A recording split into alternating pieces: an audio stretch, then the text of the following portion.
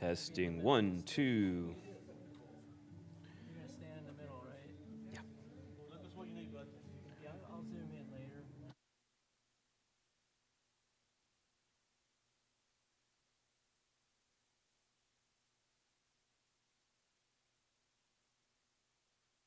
Is there. All right, everybody. I'm a disembodied voice, but I'm coming your way. I'm hiding behind Bob. The parables, okay. Hey, let's do something controversial. What do you say? That's thanks. Bob's into controversial, but we knew that already. Well, hello, everybody.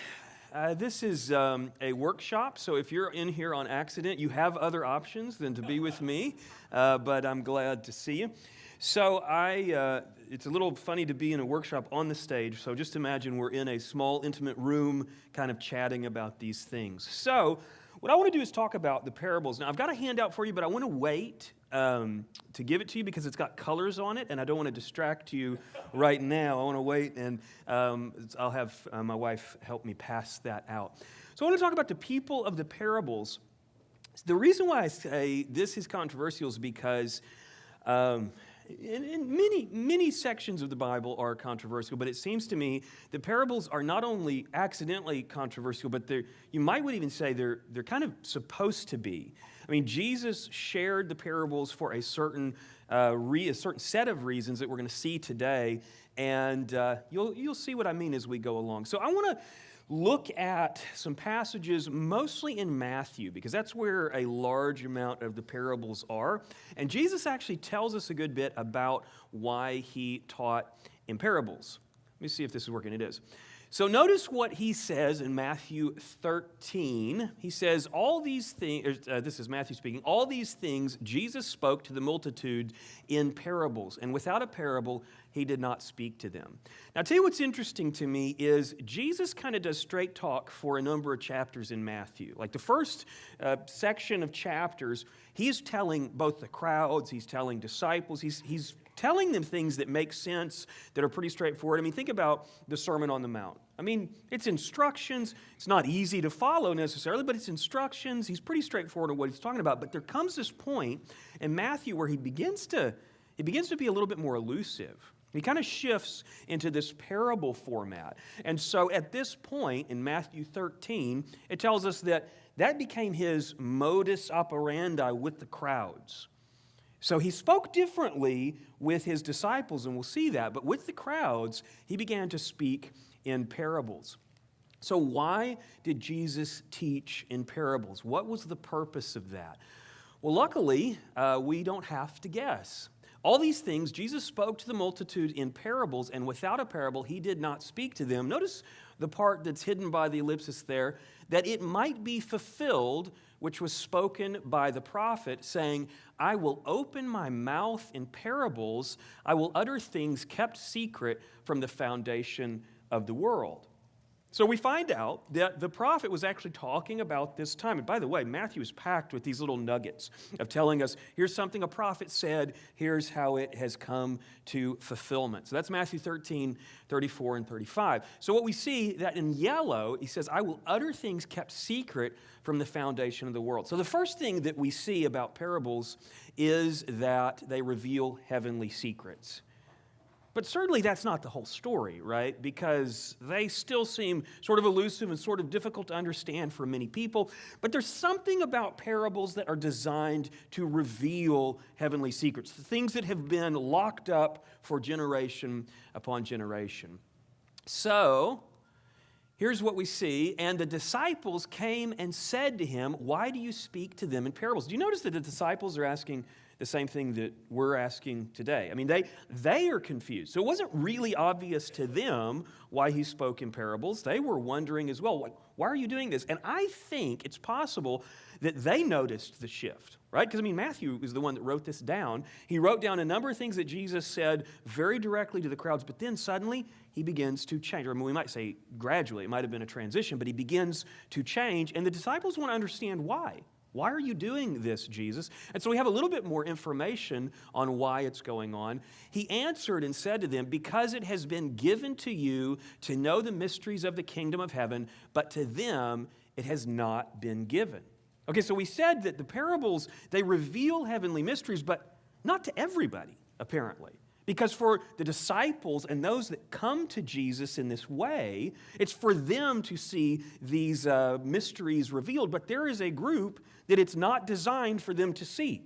It's designed to be elusive for a certain group. And that is really interesting to me. You'll notice that there's a you and them in this verse, or in these verses. So we might would want to know, who is the you and the them? I mean, who are we talking about? I think we can make sense of this pretty easily. The disciples are who ask. So when he says you, he's talking to the disciples. And so presumably the them there is the crowds, or to use Matthew's word, the multitudes. And so there's a division between the disciples, and I would say in this case, the disciples and probably that other group of people who were close to Jesus, right? So disciples and others that get that personal time with them, that fellowship with him. There's a difference between what they get and what the crowds get. So,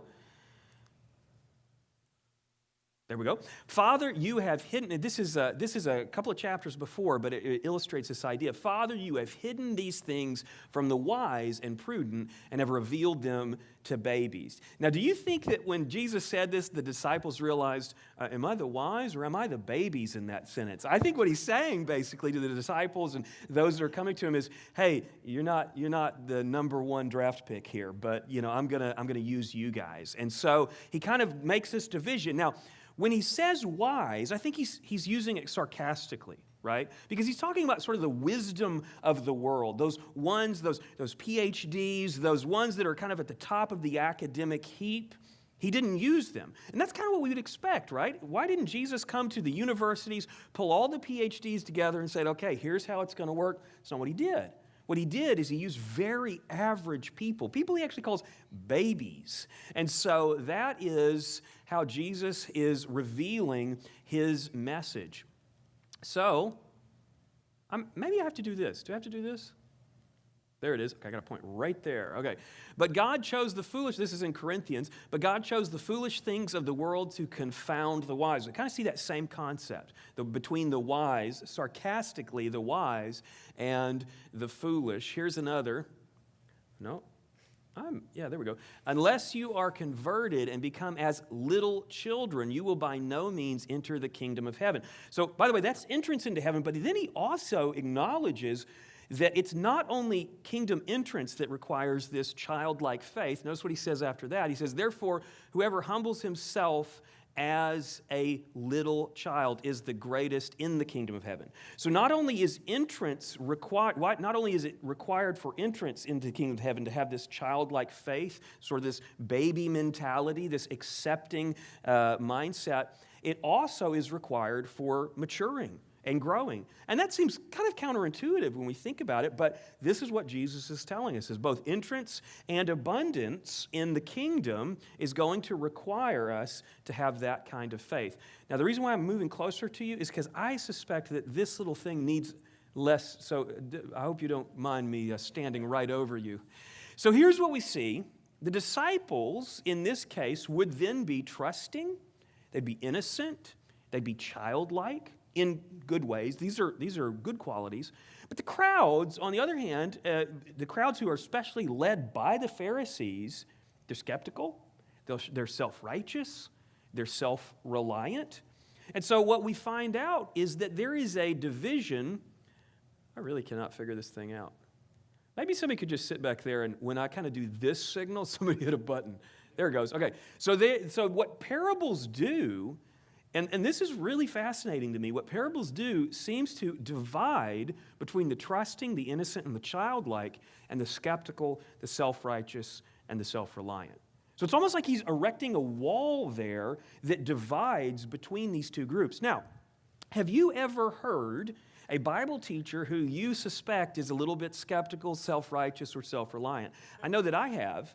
And to me, it seems like when we hear parables taught by people that might be a little bit self-righteous, we get all kinds of different approaches, we get different interpretations. And so I think this is what parables are designed for, is to divide between those who are innocent, they're trusting, and they're childlike, to divide those from those who are self-righteous and self-reliant. Now, you may say, well, how does this work? Well, here's how I think it was working for the disciples, is Jesus would say something very enigmatic. He'd say something very mysterious, and what did the disciples do? Well, they did exactly what we just saw them do in chapter 13. They went to Jesus and said, Jesus, what are you talking about? And so that right there, that action divided between those that wanted to go deeper, those that wanted to have fellowship with Jesus, between those who were self-reliant, self-righteous, because they were not going to go and subject themselves to sit at Jesus' feet. They were self-righteous, self-reliant. So it's a dividing line between the two. So parables counsel the trusting, the innocent, and the childlike, but they confuse the skeptical, the self-righteous, and the self-reliant. And by the way, I believe this is still happening in the world today. I don't think Jesus' parables just stopped doing this when he left the earth. I think this still happens today, that there are things sort of wrapped up and mysterious in the parables that if you approach them with a self-righteous mindset, you're going to go off in a lot of bizarre directions. So, Jesus taught in parables to reveal heavenly secrets, but notice, I think there's a little bit more. It's to reveal heavenly secrets to the trusting. He wanted to reveal those secrets to those who would get close to him, who would want to fellowship with him, those that would ask him questions. But it seems that parables are designed to hide those secrets from the self-righteous. That is fascinating to me. And to me, that says something about the brilliance of Christ, that he could craft stories in such a way that they would do exactly that. And I feel like that's exactly the same thing we see even today. So let's go on, and let's just take a look at what he says next. For whoever has, because these are the next verses, whoever has, to him more will be given, and he will have abundance, but whoever does not have, even what he has, will be taken away from him. Now, I'm just going to admit, a lot of times when I come to passages like this, I realize that I'm thinking about where I left my car keys, or I'm thinking about other things because it feels like word soup. And so we have to slow down sometimes when Jesus says things that kind of have these flipping and flopping concepts in them. We have to think, what is he talking about? So I'm going to give you my best stab at what I think he's saying here by inserting brackets. And by the way, brackets are not part of the verse. They're just my way of trying to help interpret what I think he is saying. And like I said yesterday, I'm very comfortable with I don't know, but I think this is what he's saying. There might be other interpretations. But notice this line, but whoever does not have. Now, who in the world does not have anything in a spiritual sense? I mean, who is that absolutely true of?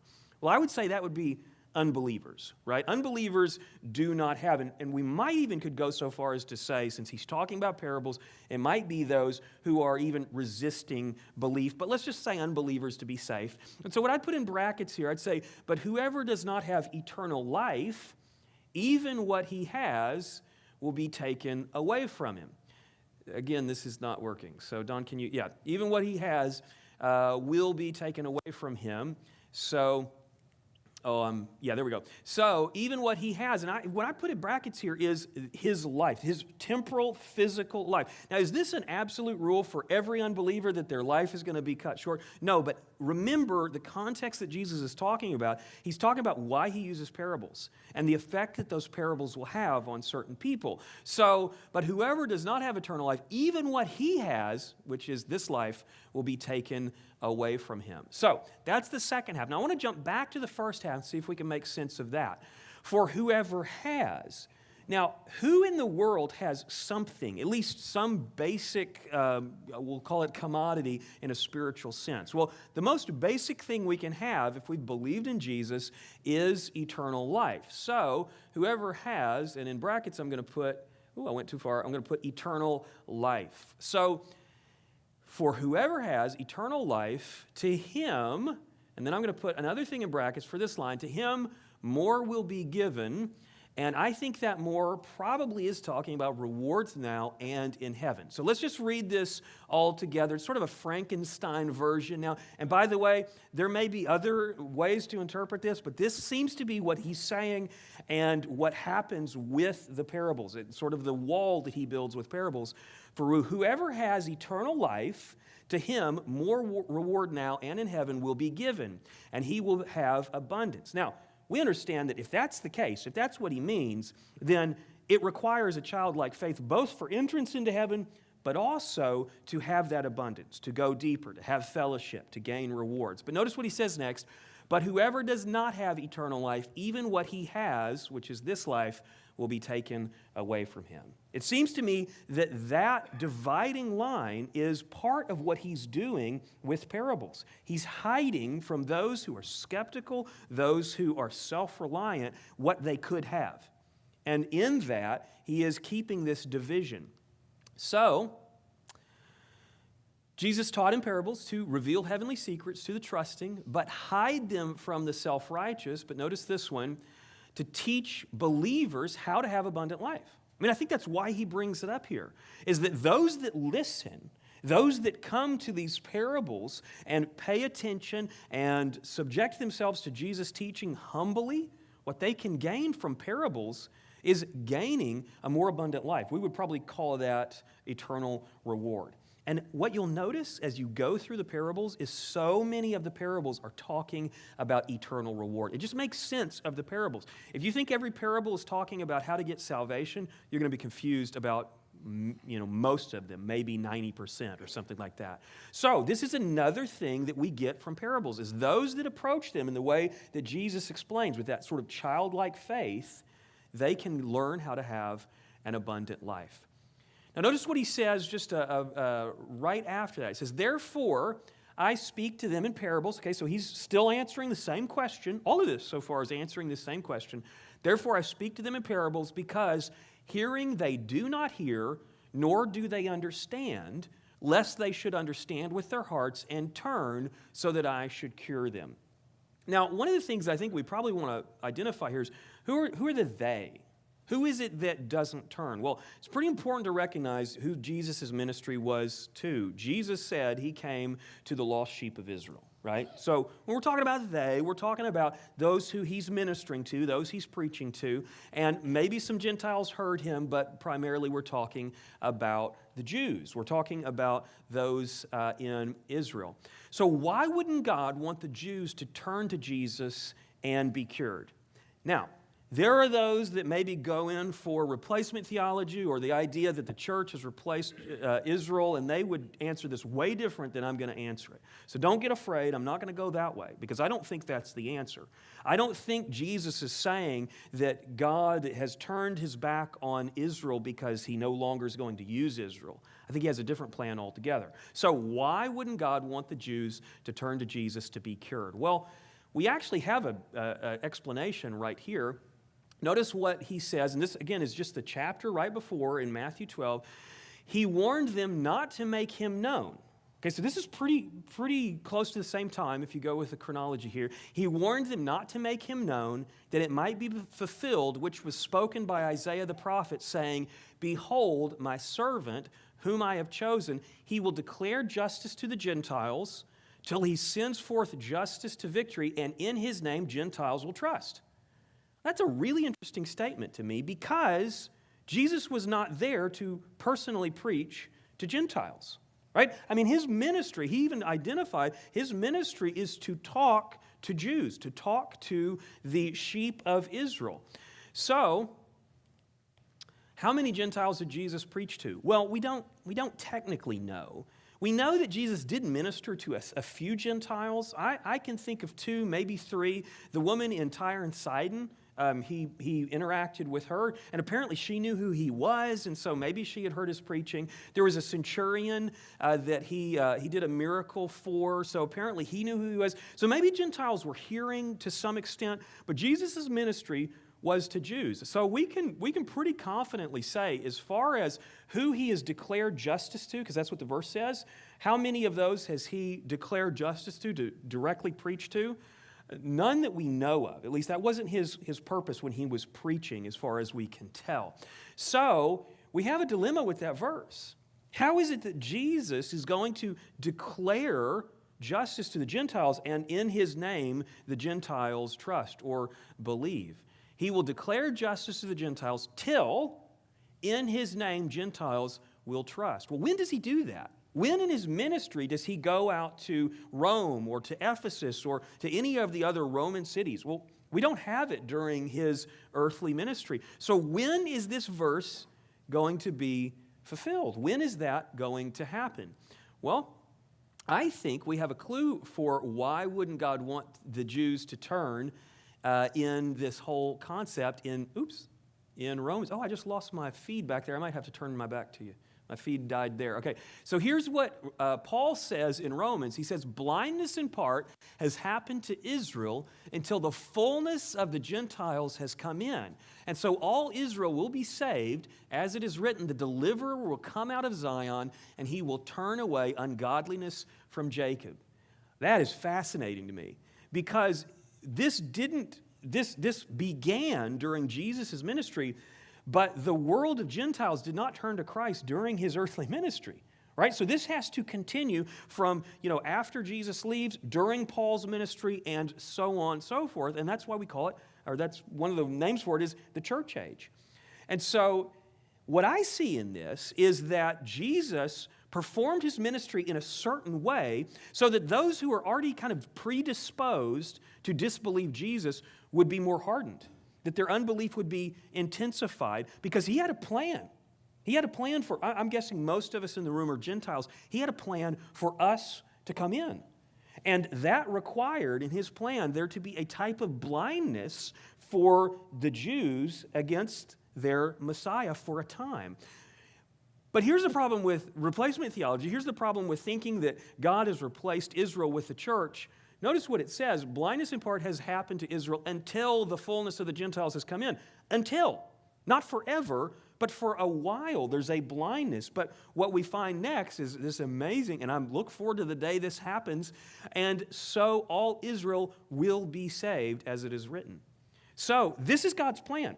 There is a time for Gentiles, and then at some point, and I personally believe it might have already happened, but there's a time that he's focusing on bringing Gentiles in, and then there's a time when God is going to turn his attention back to Israel. And I'm not going to get into all of that right now, but that's what we see in these verses. So I think this is the answer to this question we're looking for. Why wouldn't God want the Jews to turn to Christ and to be healed? He does, just not yet.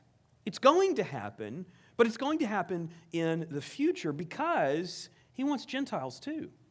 I mean, part of Jesus' ministry was to bring Gentiles in too. It just so happens that that was not during his 3 years on earth. There was going to be a phase called the church age where that happens. And so to me, this is another purpose for parables. You say, why are we talking about this again? I forgot. Because parables. Because I think that one of the reasons Jesus was speaking in parables, or actually it seems like this is what Jesus is saying, that one of the reasons he was speaking in parables is because those who were predisposed to disbelieve him, he wanted to intensify that. He wanted to harden that in the same way that Pharaoh hardened his heart, but then after that, chronologically, God sort of intensified that hardening in Pharaoh. I think he was doing the same thing in Israel by parables. So the way I put it is, Jesus taught in parables to intensify Israel's rejection for a while so that Gentiles would have time to believe. And we have. I mean, we are the product of Jesus' parables in a sense, if you think of it in that way, that we are here because Jesus didn't overwhelm the wits of Israel. I mean, he could have probably done certain things to just make Israel submit, but he didn't do it that way. He did it this way, I believe, because he wants us in the kingdom as well. So that is the people of the parables. But it's not quite the end, because I'm ready to give you the piece of paper that we have. Krista, my wife, and my son or daughter, she's pregnant, and so my wife and my son or daughter is going to pass out this sheet. Now, like I said, it's got color on it. I'm going to show you, if I can pull it up here. Oh, that's hard to read there, so we're not going to worry too much about reading. You'll have it in front of you. And again, I didn't put this up here so you can read it on the screen. I put it just so we can kind of have some reference, because I want to talk through this. This is an incomplete tool, and what I mean by incomplete is there are probably ways to improve this chart. And so this is a work in progress. I've never actually published this. It's just something that we're kind of working on. We may do a book at some point, or some more teaching on it. But this is the best way I can figure out to explain to people how parables not only stand alone, but also fit together. And so my pursuit in this was to try to figure out what aspects do we see in virtually all of the parables. So that's kind of the answer we're going to be looking for. Now let me just explain what you see on this sheet. So up here, I have highlighted sections here. Up here in the top right, there's kind of a description of what this sheet is, and you'll notice a little box with black dots and little squares. If you've never heard of a QR code, what that is if you take your phone, you point it at that thing, that is going to bring up a web page. And on that web page, you can download this, but you can also watch a number of videos of sermons on the parables. Now, I don't know that Bob Bryant knows this, but I've put some of videos from him on that page. I've got some videos from me teaching on various parables, because, by the way, a lot of what I've learned comes from learning under Bob. And so I've got a number of his videos on there, a number of my videos on there. And so if you're interested in looking at how to teach parables, I think this is a great resource. So you can download this sheet there. You can look at videos. Now, let's just talk a little bit about what is on this chart. So I've divided this up into different sections. These are, on this chart, these parables are not in order in any way that you probably would recognize. They're not in chronological order. They're not in the order that Jesus gave them. They're categorized. They're like grouped up together because of certain similarities. And so the first three, I call these full spectrum parables, okay? The next, and I'll explain why in a minute. The next I call life change parables. And you'll notice that 9 and 10 actually splits one parable into two lessons. And I acknowledge it's one parable, but there seems to be two lessons in the parable of the prodigal son. So I actually put those two lessons in different sections. That's a little weird. Maybe somebody can help me figure out how to do it better, but that's the best way I could figure out how to do it. The next section is, let's see, I skipped one. The next section seems to me to be about character revealed. The section after that seems to be about salvation or condemnation. And the next section, salvation. So these are the parables that talk about salvation only, or I guess you could say those who are justified. And then the last section you'll see there's just, did I just put dots or just sort of empty spaces, not specified, because I think these are just about general principles. We can learn something from them, but they don't quite fit in the rest. And then down at the bottom, you'll see the references. So you could go through this, you could look at various ones, and then you can get to the passage there. So I want to talk a little bit about how am I doing on time? I haven't seen a time card. Anybody have any clue what time we're supposed to be done? Okay, so we're doing okay. You said 10:10, we got to be done? Yeah. All right. If me and Bob are in charge of time, then I don't know. Just keep going. Okay, that's all I needed to know. Thank you. You might as well have given me an algebraic formula just now. I don't know what you just said. So 10, we'll stop at 10. Okay. So this header, to me, is a way of understanding most of the aspects that we see in parables, or at least maybe we could say most of the things that it seems Jesus wants to teach. Now, you'll notice in the left square, or the second left square, it says parables and illustrations. And the reason why I included illustrations is because some of the things on, some of the lessons from Jesus on this list of 40, some people don't call them parables. And so there's some debate on some of these on whether it's a parable or it's just like an object lesson. I went ahead and put them all on there and just sort of broadened the net and said it's either a parable or it's an illustration. Most of them, everybody agrees they're parables. Some of them might actually be an object lesson or an illustration. Now, what you'll see next to that is two main categories: not saved and eternally saved. Here we're talking about the difference between people who have eternal life and those who don't. You might say justified and the unjustified or whatever. Those who are going to be in the kingdom of heaven as opposed to those who will be in the lake of fire for eternity. So those are two big divisions. But here's the part that many teachers seem to miss: that there are divisions underneath those who are eternally saved. Now, I've decided to call these failed disciple and successful disciple, but we could call this something else. I know that some might use a term like carnal Christians or something like that, but ultimately what we're saying is they are eternally saved, but there are some who are going to succeed at being overcomers or being rewarded, and there are some who aren't. And then underneath not saved, we just put unbeliever, because if somebody's an unbeliever, we're not really all that concerned with their behavior if they haven't believed yet. So that's the heading, and hopefully that kind of makes sense. Now, what I want to do is talk quickly about a couple of the sections. So here's why I call these full spectrum, these first three full spectrum parables. I actually believe if you're going to teach through the parables, these three are the most important if you're trying to give kind of an overview of what parables are about, because you'll notice that they have something in every section. And so if you start on a different parable that maybe doesn't represent unbelievers, but it's just talking about failed disciples and successful disciples, what a lot of teachers do is they get confused because they automatically assume that pretty much all the parables are talking about who's saved and who's not saved, and then you get a really weird, wonky interpretation of the parable. So I think that the four soils is a great one to start on. And the reason why I say that, because in the four soils, I believe it's in the Luke version, it actually tells us that there's only one group that's unsaved. It says that there's one of the soils who doesn't believe, and it says that otherwise they would believe and be saved. So I take that to mean you've got one group in that parable that is unsaved. The rest must be saved. So there we have unbelievers represented in that parable, we have failed disciples represented in that parable, and we have successful disciples. The successful disciples are the ones who produce the multitude of crop. And so I think that's a great one, because then we can begin to build from there as a foundation on when we go to the other parables to try to figure out what are they talking about. Wedding banquet is a great one too. I love the 10 minas because it's the same way. So a lot of times what people will do is they'll go to the parable of the talents and they'll teach that kind of in isolation, and they might get a little confused because that unfaithful servant, you could understand how some people would just automatically assume, oh, that might be somebody that's unsaved. Here's what I like to do with that. Go to the minas.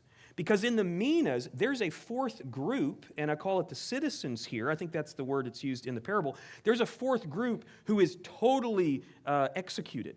In the parable, they're executed.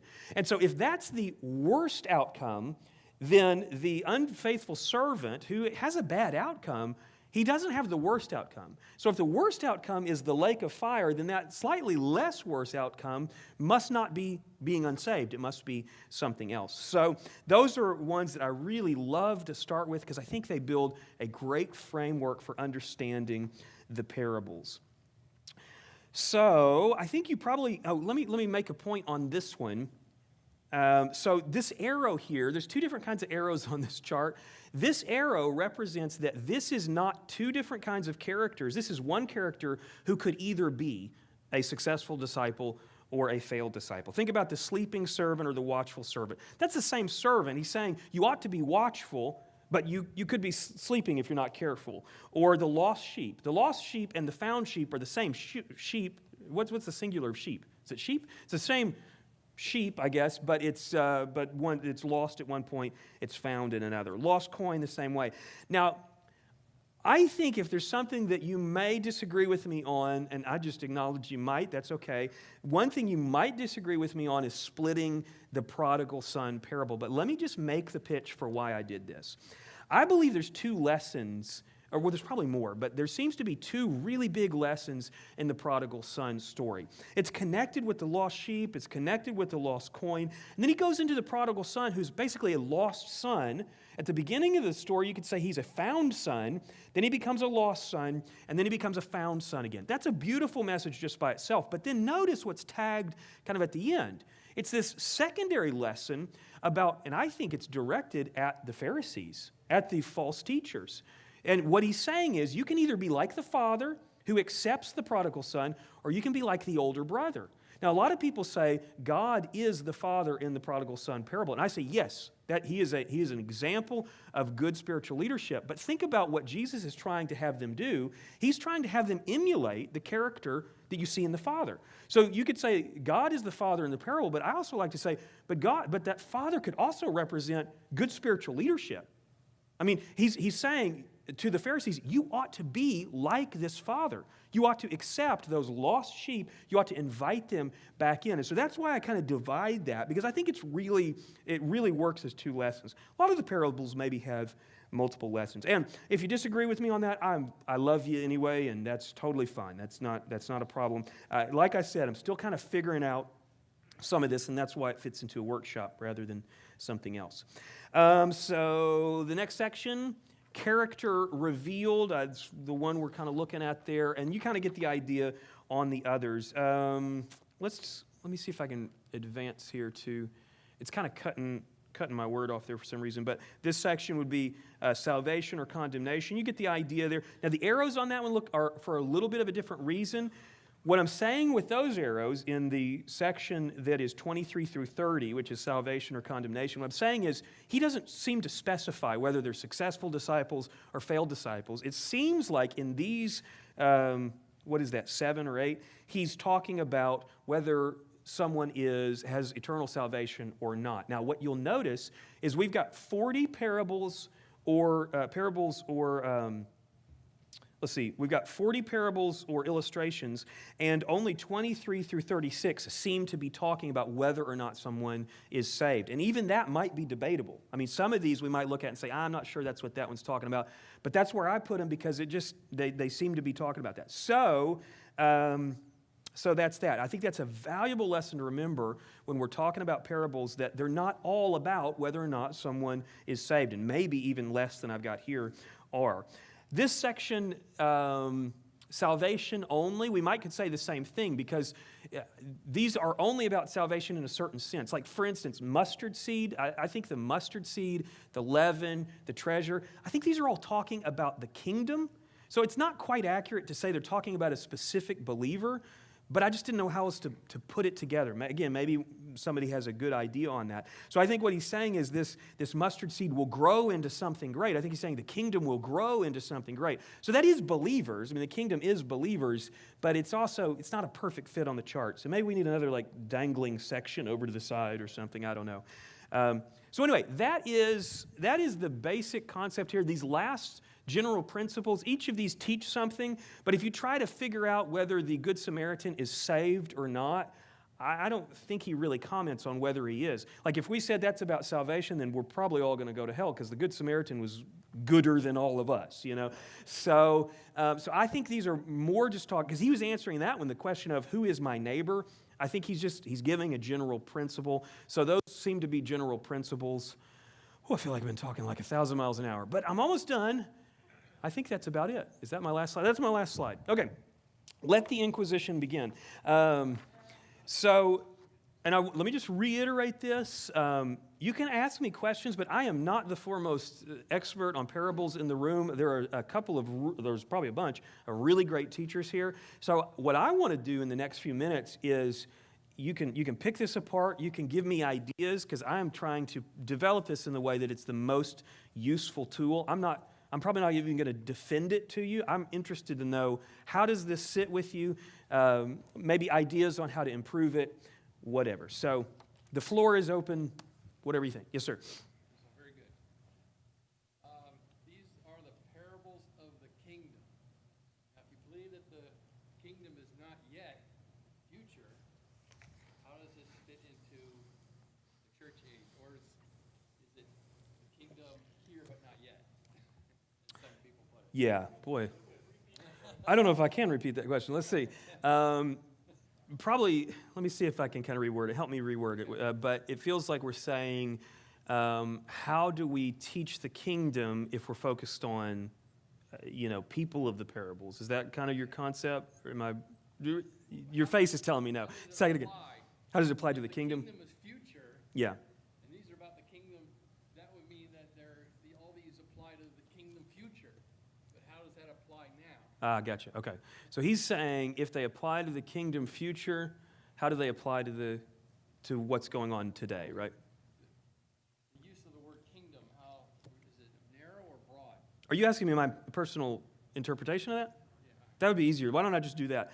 Okay, so when Jesus talks about the kingdom, I just take that to be future kingdom, millennial and eternal state. But I think there's still principles that we gain from them today because, my experience in the kingdom is going to be very much determined on how I live in this temporal church age. So are they about the kingdom future? I think so. But they also very much apply to me. Otherwise, why would we need to focus on them? And they're very applicable. So many of the parables to me are about reward. They're about what a successful disciple gets.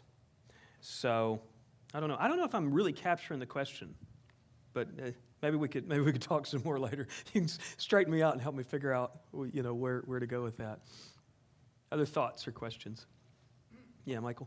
It said, he said he deliberately didn't want the Jewish leaders, I would imagine, because a lot of Jews believed in Yeah. Jesus.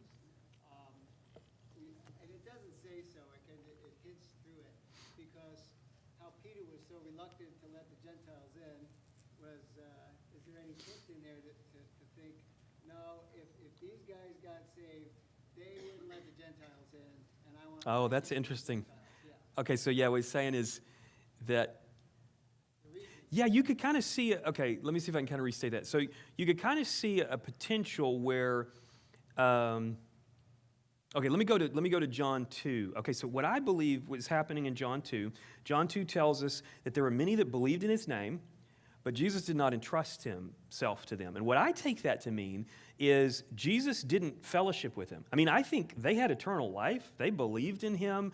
They saw his miracles, and then they were like, that's got to be the Messiah. They believed in him. They believed in him for eternal life. But he didn't entrust himself to him because, what does it say? He knew it was in a man.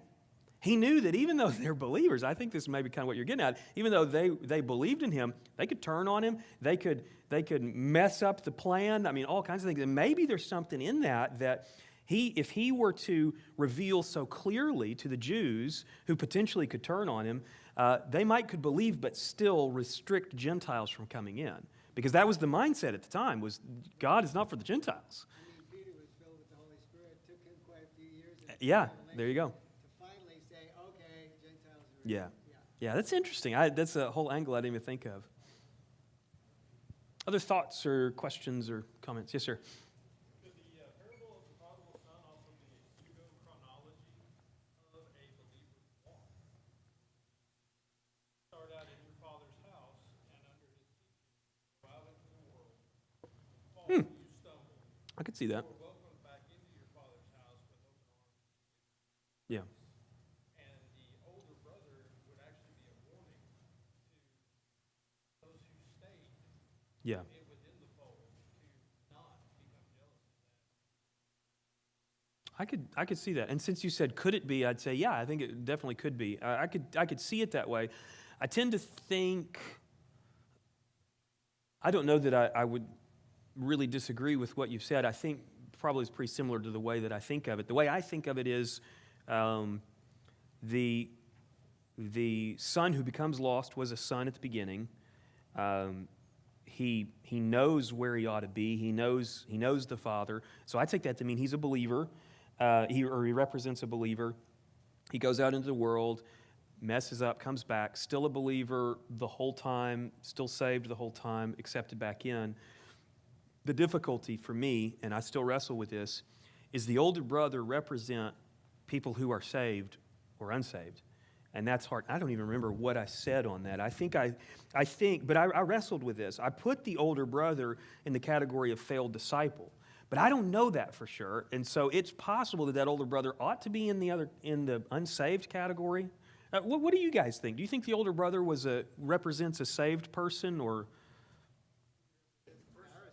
Pharisee, which generally meant unsaved, right? I mean, unbeliever. They were really ticked at that. Yeah. I think he directed it to them because they were the ones that wouldn't welcome. It's like, how could you let that person in? They're Sure. sinful and we're not. Yeah.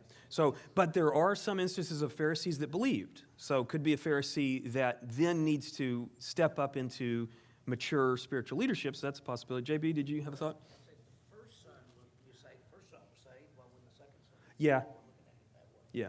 So that would agree with my category, so I like that. Yeah. Yeah, do you have a thought? Well, it could represent, the older brother could represent a believer who's been working in the church for many years, and then there's this other person that may have been in the church, then he goes off, he comes back, and then the older brother is not willing to welcome him back in, back into the church. Yeah. See, that's kind of, I think that's about where I am on it, because if the older brother represented an unbeliever, I don't know that Jesus would expect that older brother. I mean, in a sense, Jesus' teaching is mostly for believers, right, to mature, and so that's why I kind of lean toward him being a believer. I don't mean to spotlight you, but what do you think, Bob? The older brother? Yeah, I mean, if you call the son of the father, and if you say one of them represents a believer because he's the son, then you have to say the other one, yeah. Unless you say son doesn't represent believer in either case. Yeah.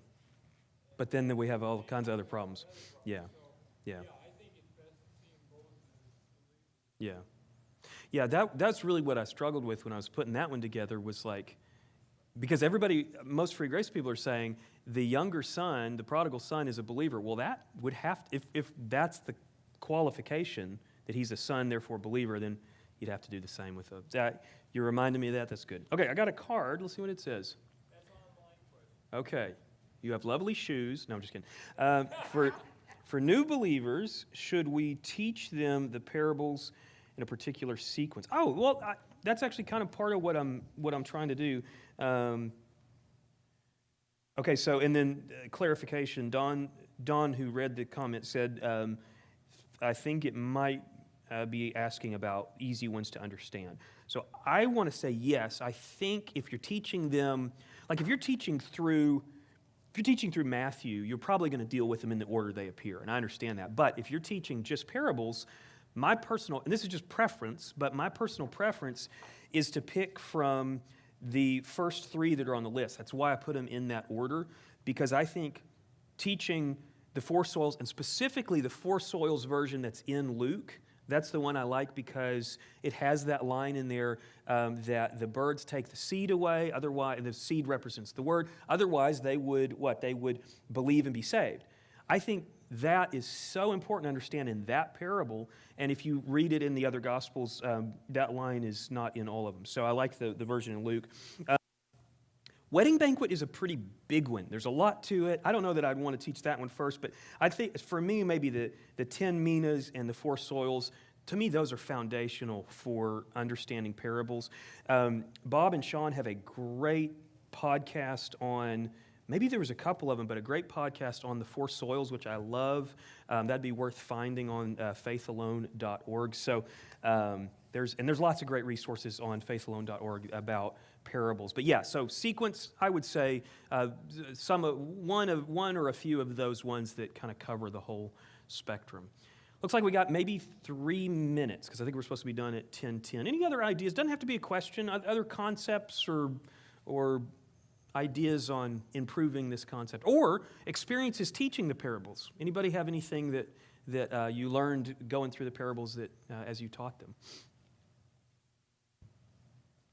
I have a question. Okay. Any particular parable that struck you as one that just try to emphasize? Oh, that's a great question. So he's asking, is there any particular parable that emphasizes what we like to emphasize in free grace? It depends on how you teach it, but I think I would probably still answer the same way. I love the minas. I love the four soils. As long as you teach them, okay, so here's the problem.